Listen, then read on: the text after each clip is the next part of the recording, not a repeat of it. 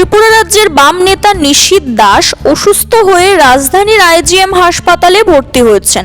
খবর পেয়ে শুক্রবার অসুস্থ বাম নেতাকে দেখতে হাসপাতালে ছুটে গেলেন কেন্দ্রীয় মন্ত্রী প্রতিমা ভৌমিক। কথা বললেন নিশীথ দাসের সাথে, পাশাপাশি চিকিৎসকদের সাথে কথা বলে অবগত হলেন ওনার শারীরিক অবস্থার সম্পর্কে। হাসপাতাল থেকে বেরিয়ে আসার সময় সংবাদ মাধ্যমকে প্রতিমা ভৌমিক বলেন, নিশীথ দাস বাম আন্দোলনের অন্যতম হেভিওয়েট নেতা।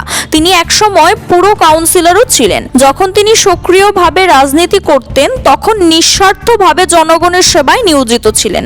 অসুস্থ নেতার দ্রুত সুস্থতা কামনা করেন তিনি। তো খুব তাড়াতাড়ি উনি আসবেন এবং আমাদের সঙ্গে যারা সবসময় দেখেন সাদা পাঞ্জাবি পায়জামা পরে একটা ধবধবে সাদা ড্রেস পরে একটা লোক ঘুরে বেড়ান, ওনাকে আপনারা আবার দেখতে পারবেন। আচ্ছা দিদি, তিনি একটা আমরা যতটুকু ওনাকে চিনি একটা হেভিওয়েট নেতা ছিলেন কমিউনিস্ট আন্দোলনের, কিন্তু কমিউনিস্ট আন্দোলনের সবচেয়ে হেভিওয়েট নেতা যে ব্যক্তি হচ্ছে নিপেন চক্রবর্তী। যারা আজকে ঘুরে বেড়াচ্ছেন না, ওনাদেরকে তৈরি করে হচ্ছে নিপেন চক্রবর্তী। তো যারা নিপেন চক্রবর্তীকে অস্বীকার করতে পারে নিশীথবাবু, তাদের কাছে কোন খাতের মূল্য ভাই?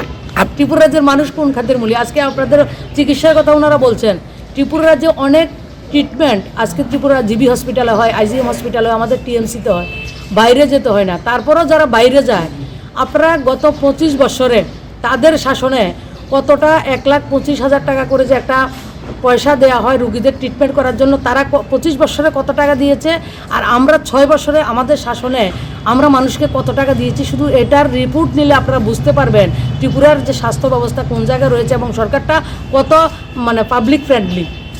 দিদি, আপনি কি মনে করেন ওনারা ওনাকে দেখতে যে এসছেন ওনার দলের ওনারা দেখতে এসছেন, ওনাদের কাছে খবর গেছে প্রাথমিক ট্রিটমেন্ট করাচ্ছে? আসলে প্রাথমিক যে সবাইকে অনেকেই ট্রিটমেন্ট আমি করাই, খবরটা জানে না। মেলার মাঠের কাছে ছিল বলে খবরটা জেনে গেছে।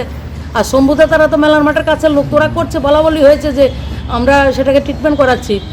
শুধু দায়েরাতে শুধু এসে এটা তাদের বিষয়, যে যতটুকু কাজ করবে অতটা পূর্ণভাবে ভগবান সবাইকে আশীর্বাদ করবেন। ওনার আশীর্বাদ আমরা পাবো এবং রাজ্যের ডেভেলপমেন্ট হবে, রাজ্যের মানুষ সুখ শান্তিতে সমৃদ্ধিতে থাকবে, সেটা আমরা কামনা করি। Siri TV, channel for news and entertainment.